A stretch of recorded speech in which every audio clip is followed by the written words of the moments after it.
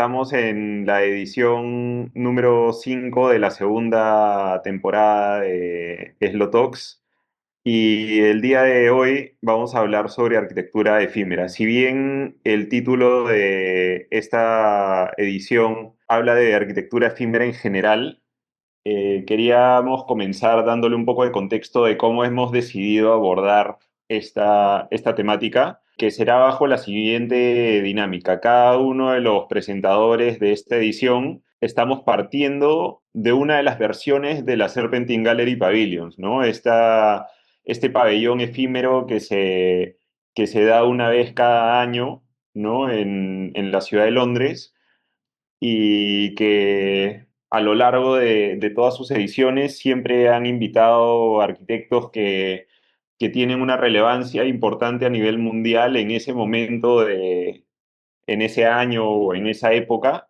y hemos decidido partir de eso para hablar un poco de qué cosa es lo que nos ha llamado la atención de cada una de estas ediciones que hemos seleccionado individualmente y llevarlo a un tema que nos interese en torno a la arquitectura que hayamos tomado o rescatado del pabellón que cada uno o cada una ha elegido. Entonces, en mi caso, voy a hablar de el pabellón de Smiljan Radic, el arquitecto chileno, que él asocia su intervención bajo este título del Castillo de Gigante Egoísta, y la imagen que vemos en esta diapositiva es una maqueta que él tenía en el estudio y que funcionó como punto de partida de lo que terminó siendo su pabellón en la Serpentine Gallery Pavilion del año 2014. Acá en la mano derecha hay unos croquis o unos bocetos de Radic que finalmente se terminan manifestando en una propuesta que vemos al lado izquierdo en una fotografía, ¿no? Se trata de esta figura o este volumen que tiene forma de toro, ¿no? Esta forma como una especie de donut que se encontraba suspendido sobre el césped a través de estas grandes rocas, ¿no? Que trajeron de una cantera local y me pareció desde la época que se hizo una intervención que rompía bastante con lo que había sucedido en años anteriores, ¿no? Que termina manifestándose como esta especie de objeto extraño que parece que hubiese aterrizado en el lugar, pero al mismo tiempo tiene esta cualidad más primitiva a través de las piedras, a través de su forma, a través de lo tosco del acabado final, que también al mismo tiempo le da esta sensación como de permanencia, ¿no? Por más de que haya sido algo que solo estuvo en este parque por unos cuantos meses, en realidad tiene un carácter como muy, muy pesado, muy como si hubiese estado así y ahí muchísimo tiempo, ¿no? En cuanto a qué cosa me llamó la atención o qué extraigo como un tema de arquitectura de esta propuesta de Reich, es el tema de la transparencia. Me pareció muy interesante cómo esta envolvente de fibra de vidrio permite que funcione como una especie de gran lámpara, ¿no? Que se enciende o que permite que la luz pase a través de esta membrana, iluminando durante el día el interior y al mismo tiempo en las tardes y en las noches emanando la luz desde adentro hacia afuera. Entonces, esto me hizo pensar en un tema que siempre me ha interesado en relación a la arquitectura, que es el tema de la transparencia, que de acuerdo a Georgi Kepes significa la percepción simultánea de distintas locaciones espaciales, ¿no? Y en especial en la imagen de abajo a la derecha, uno puede ver esta sucesión de planos que permiten que uno pueda ver parcialmente en unos casos y en otros casos sí completamente a través de la estructura del pabellón de Radish, ¿no?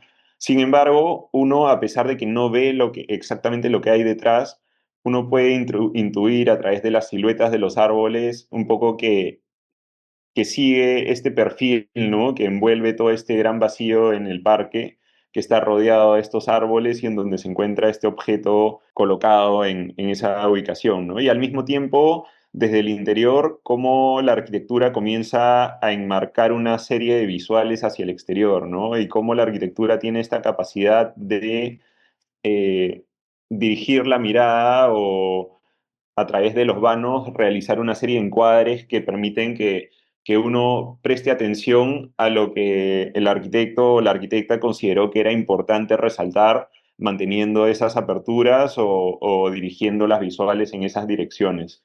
Al mismo tiempo, toda la forma de toro o de donut, ¿no? Con este agujero en el centro, también captura un pedazo de paisaje al interior y existe esta doble mirada, ¿no? Que se vuelca hacia el exterior, pero al mismo tiempo una mirada más cercana y contenida hacia este espacio central.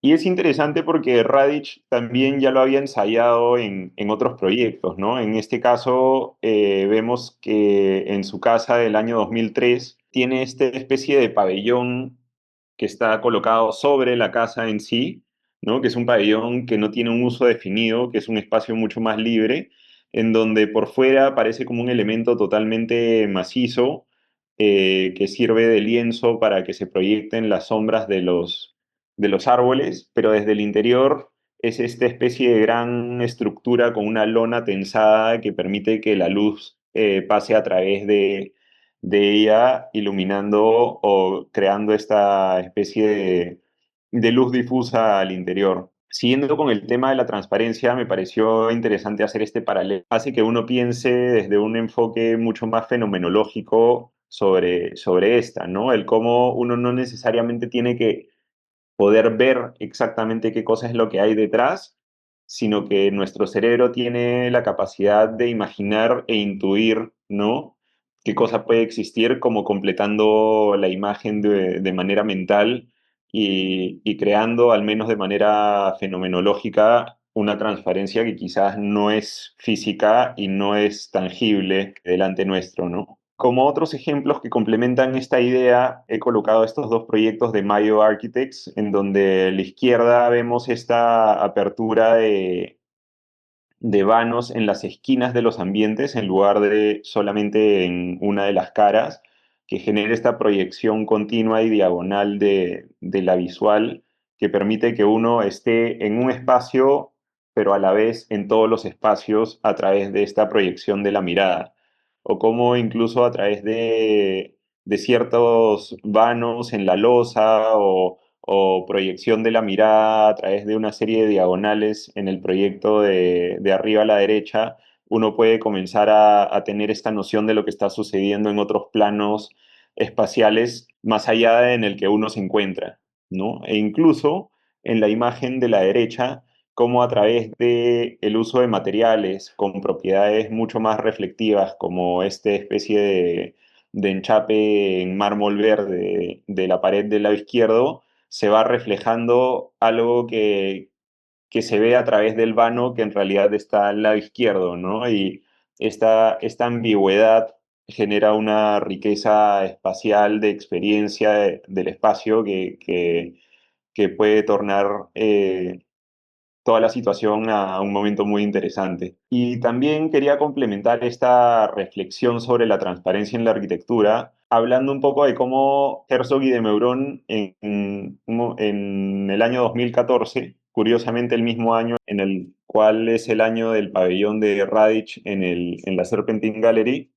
visitan la casa Farnsworth de Mies van der Rohe con mucho interés, ¿no? Y admiración por el proyecto que tanto se hace referencia, ¿no? En muchas clases, ¿no? Que es en realidad un ícono en la arquitectura moderna. Y es curioso porque cuando ellos van, se encuentran con la situación de que no les pareció tan interesante, sino que más bien tomaron ellos una postura crítica respecto a la casa y respecto a si realmente Mies van der Rohe, al momento de pensarla, se interesó en realmente hacer una buena casa o simplemente quería él poner a prueba una serie de ideas u obsesiones que tenía en mente, simplemente colocando toda esta especie de gran mampara o perímetro acristalado que en realidad no le otorgaba ningún tipo de privacidad a la casa y que ellos argumentan de que podía ser una serie de situaciones bastante incómodas, ¿no? Entonces, finalmente ellos toman una postura crítica sobre esta apertura total, ¿no? De ciertos espacios arquitectónicos donde no siempre colocar solamente vidrio alrededor te asegura la mejor experiencia entre el interior y el exterior. Y como contrapropuesta, digamos, o como contraparte, me hizo pensar en la Casa Malaparte, en donde por su ubicación privilegiada uno se podría imaginar que probablemente muchos arquitectos y arquitectas lo primero que hubieran querido hacer era una gran mampara que se abra hacia el horizonte y hacia el paisaje. Sin embargo, Malaparte lo que hace es más, o bueno, Alberto Olivera y Malaparte, que en realidad era el cliente, pero termina involucrándose bastante también en las decisiones de diseño, decían hacer esta casa que es mucho más introvertida, ¿no? Y es una casa que más bien tiene una serie de vanos muy precisos y puntuales en sus elevaciones, porque ya de por sí todo el techo y toda la cubierta era una gran terraza que orientaba toda la vista hacia el paisaje. Entonces, desde el interior son más bien estas capturas precisas de una serie de miradas direccionadas desde la arquitectura hacia algunos elementos en el paisaje que podían llamar la atención y terminan siendo como una especie de cuadros vivos que traen visualmente estos elementos impresionantes del paisaje hacia el interior y hacia el habitar de la casa, ¿no? De una manera similar, la casa Ugalde de Coderc, ¿no? Crea estos llenos y vacíos que van capturando ciertos momentos de vistas hacia el paisaje que lo rodea y desde el interior es más bien una manera muy controlada de permitir parcialmente ver qué cosa sucede, ¿no? Y realmente establecer una dinámica de un habitar interior con cierta relación de lo que sucede al exterior, pero también invitando a poder habitar estas terrazas o habitar estos espacios exteriores que una relación más directa con la naturaleza, las vistas, etcétera, ¿no? Para terminar, quería poner esta casa de Go Hasegawa, que es la casa en Kyoto, un proyecto del año 2011, que habla un poco de este tema que he ido comentando a lo largo de la presentación y que es una opinión personal que me interesa también, ¿no? Que es justamente la ambigüedad de lo que llamamos transparencia, ¿no? Esta idea de que no necesariamente un gran paño de vidrio o una gran mampara va a ser siempre la mejor solución para crear una relación entre el interior y el exterior, sino todas estas capas de lectura de lo que podría interpretarse como transparencia ofrecen una complejidad adicional a la experiencia de habitar, ¿no? En este caso, Go Hasegawa decide revestir el techo a dos aguas del segundo piso de esta casa con esta lámina de acero satinado que reflejaba también los árboles de los vecinos y de alguna manera traía el verde de estos al interior de la casa, ¿no? Y cómo uno, sin necesariamente verlos, podía sentirlos o percibirlos, ¿no? Entonces, me parece que se trata más de una relación intencionada y calculada entre el interior y el exterior y no necesariamente el hecho de abrir grandes vanos o colocar mamparas nos va a asegurar que esta relación interior-exterior o experiencia con el paisaje necesariamente vaya a ser la mejor. Continuando con el Slow Talk sobre arquitectura efímera, el pabellón que yo elegí es el del 2009, que fue hecho por las arquitectas de Sana, que es este de aquí, que me pareció bastante interesante la idea, el concepto, el lenguaje que ellas fueron construyendo con este serpentín. Acá podemos ver una foto más completa. Y lo que me llamó la atención es que lo que ellas quisieron crear fue un espacio en donde no opaque o quite la naturaleza, ¿no? Ellas propusieron un pabellón etéreo casi invisible, como se puede observar, que dialoga con este entorno natural, ¿no? Por eso también el material, cómo forran todo este techo para que para que reflejen y funcione como un tipo espejo y reflejen todos estos árboles en este pabellón, ¿no? Como les estoy diciendo, este techo era una lámina de aluminio pulido, irregular, como podemos ver, y se eleva en distintos tamaños de altura, que eso también me pareció bastante interesante porque trata de jugar con las copas de los árboles que están alrededor de este, ¿no? Entonces creaba esta ilusión óptica donde refleja el cielo, reflejan los árboles y también a los visitantes, haciendo que pareciera que este pabellón desaparece en ciertos momentos. También tiene una relación muy fuerte con el entorno natural, ¿no? Eso lo tienen como base desde el concepto. Entonces, a nivel sensorial, genera una experiencia bastante onírica de estar dentro y estar fuera, estar en la naturaleza y estar en un espacio dentro de esta y así va rotando, ¿no? Me pareció bastante interesante este pabellón por esta conexión con la naturaleza. Ellas dicen, el pabellón es de aluminio flotante que flota libremente entre los árboles como humo. Su apariencia cambia según el clima, lo que le permite fundirse con el entorno. Funciona como un campo de actividad sin paredes, permitiendo vistas interrumpidas del parque y fomentando el acceso desde todos los lados. Y me encantó ver este corte de acá, este corte de elevación, donde también entiendo que es su reinterpretación de los árboles, ¿no? Cómo los dibujan y cómo luego los reinterpretan a a este espacio, a esta arquitectura efímera, como decimos desde el inicio, ¿no? Acá se puede ver más cómo esta relación de cómo tratan de eh, darle una forma geométrica a los árboles y poder replicarla, ¿no? En una mayor escala. Y con esto yo tomo estos cuatro conceptos básicos, que es lo que le he estado diciendo en la relación con el entorno, esta precisión de cómo se ha ido construyendo este pabellón, la sencillez que demuestra y también esta geometría controlada, ¿no? Que tiene que ver con la relación con el entorno. Y yo esta vez quise relacionarlos también con los proyectos y principios de estudio local. En cuanto a relación con el entorno, pongo esta cabin que demuestra mucho este concepto en el que se ha trabajado, ¿no? Luego la precisión de ciertos encuentros, de ciertos detalles que se dan en la arquitectura, la sencillez en los proyectos, que no necesariamente tienes que ser tan excesivo para mostrar que la arquitectura puede ser funcional y al mismo tiempo puede ser linda, puede ser estética. Y también la geometría controlada, que me parece que son de los pilares fundamentales importantes con los que he estado conociendo a estudio local y me parece bastante impactante. Y esa es la relación que yo encuentro con esta arquitectura que estoy conociendo ahora último. Y con eso me quedo con la frase que Estudio Local tiene en su página, que es que el estudio trabaja en un equilibrio de experimentación y de investigación a través del diseño, en un entendimiento de procesos constructivos.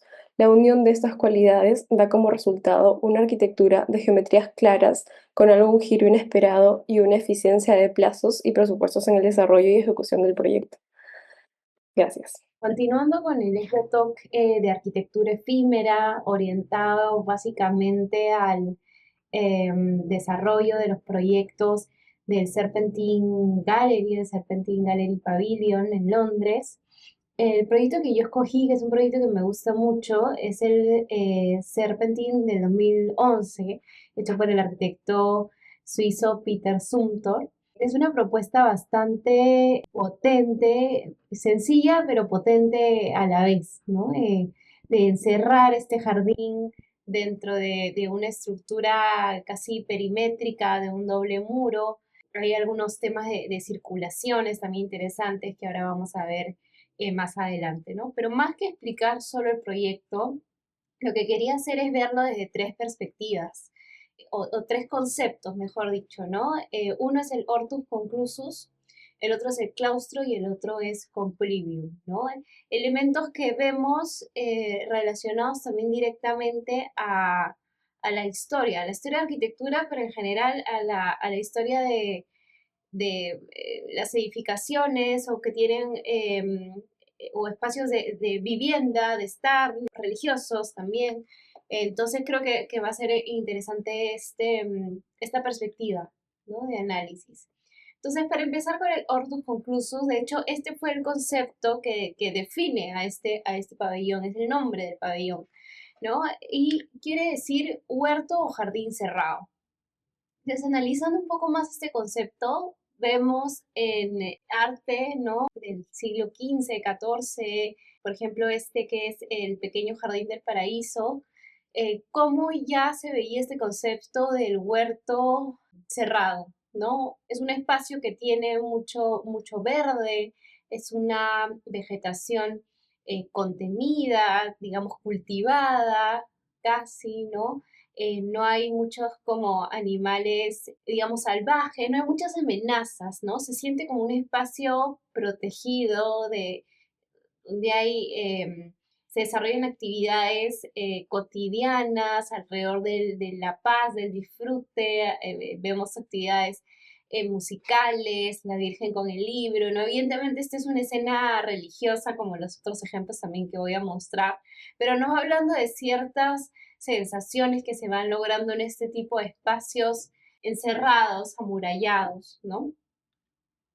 Aquí también, en este cuadro, la Virgen y el Niño en un jardín con paredes, ¿no? Cerrado. Vemos también de nuevo esta vegetación como más cultivada, casi como un huerto, ¿no? Se siente como un huerto, una escena también bastante tranquila, pacífica, este, y básicamente es como encerrar un jardín. Vemos más allá en la imagen por aquí, que igual esta residencia o este castillo está dentro de un entorno natural, de alguna manera capturamos esa naturaleza y se le da un aspecto como más cotidiano, ¿no? Aquí también la Virgen y los Cuatro Santos, se puede ver esta muralla, este cierre de este jardín y la diferencia que hay con el paisaje exterior, cómo se contiene, ¿no? Este paisaje interior.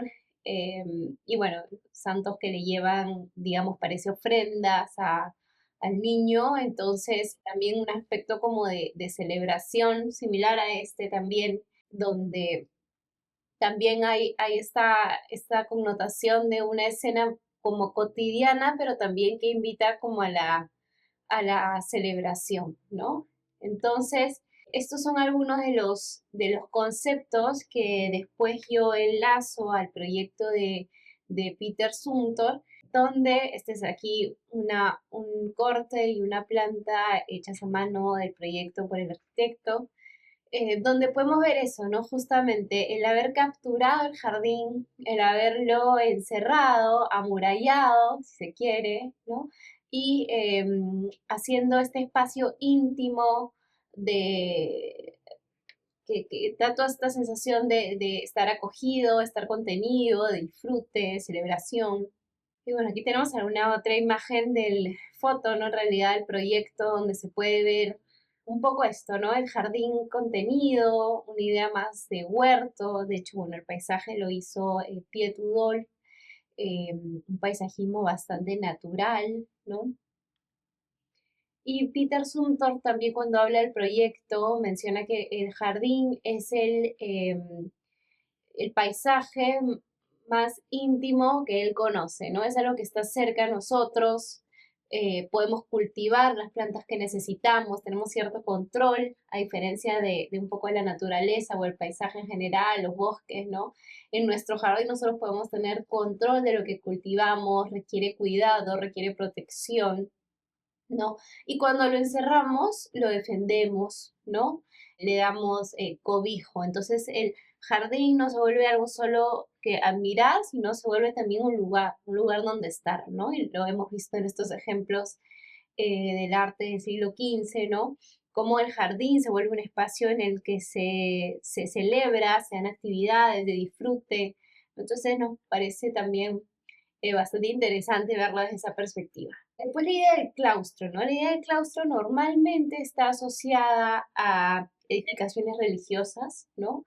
Pero más allá de eso, constituye un tipo de patio en el que sus cuatro lados hay ciertas columnas, evidentemente también está el concepto de estar encerrado por sus cuatro lados, pero hay estas columnas que crean este espacio intermedio donde también se puede estar esta galería perimetral, ¿no? Y un espacio adentro libre, que puede ser un patio, que puede ser también de nuevo un jardín.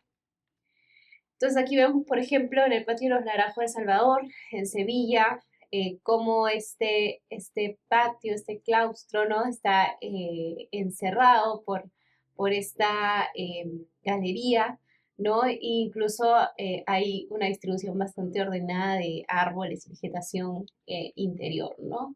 O también muchas de las iglesias que tenemos en nuestro país se ve esta idea del claustro con esta galería perimetral que crea este espacio intermedio entre lo que es el interior y el exterior, permite que todas las estancias puedan tener alguna salida, ¿no? Hacia el patio, pero resguardados también de la intemperie, ¿no? Y aquí tenemos de nuevo el serpentín de Sumter, donde se puede ver muy claro aquí la doble pared, ¿no? El doble cerramiento que nos permite recorrer de manera perimetral el pabellón, ¿no? Entonces se crea casi como una galería, ¿no? Quiero interpretarlo así. Aquí tenemos alguna imagen. Lo que hace Sumter también en el recorrido interesante es que las entradas del exterior no coinciden con las salidas al patio. Entonces, estamos obligados a hacer un recorrido perimetral, quizás no completo, pero sí estamos obligados a transitar por esta galería, ¿no? Entonces, Sumter está de alguna manera forzando al visitante a que también tenga esta experiencia intermedia entre haber estado en el paisaje amplio, pasar por este momento, también de nuevo reforzado por la idea de oscuridad y aperturas puntuales, este momento intermedio, cogido, y después pasar ya al jardín interior, ¿no? Y por último está la idea del compluvium y el impluvium, ¿no? Que son estas también muy relacionado a la idea del patio y a la galería, ¿no? Estas aperturas que se hacían en las viviendas romanas, con techos inclinados a sus cuatro lados, que desembocaban en el impluvium, que sería como un estanque para recolectar las aguas de las lluvias, ¿no? Entonces no solo funcionaba como un espacio de, eh, digamos, de tener aire, ventilación y luz dentro de una casa, sino también ayudaba para la recolección de las aguas de lluvia, ¿no? Entonces aquí podemos ver el compluvium, como estos techos también inclinados llevan todos hacia esta piscina o impluvium, ¿no? Y bueno, lo vemos aquí de manera muy clara, ¿no? Estos techos inclinados perimetrales en sus cuatro lados de la estructura naturalmente funcionan con una caída, ¿no? Hacia el jardín. De hecho, este techo se prolonga más allá de los muros para que el agua caiga directamente sobre el jardín. Entonces, con una propuesta bastante sencilla, se puede ver que hay bastante profundidad a la vez de conceptos, ¿no? Que nos trata de llevar también a algunas ideas clásicas de la arquitectura y de la manera de vivir. Entonces, algunas ideas finales como para cerrar, a mí me parece que encerrar el paisaje, el hecho de contener el paisaje invita a la contemplación, ¿no? No que la naturaleza o el paisaje abierto no lo haga, ¿no? Pero me parece que al encerrarlo estamos un poco más obligados a entender o a disfrutar este paisaje de una manera más cercana. Entonces se vuelve un espacio íntimo, un espacio cercano, ¿no? Y me parece muy interesante esta toma de referencia de conceptos clásicos o históricos que refuerzan la temporalidad de un proyecto, ¿no? De alguna manera es un proyecto que no está ligado a alguna tendencia o a alguna moda, sino está ligado a conceptos atemporales de cómo vivir o cómo abordar, ¿no? La arquitectura, y eso me parece muy interesante.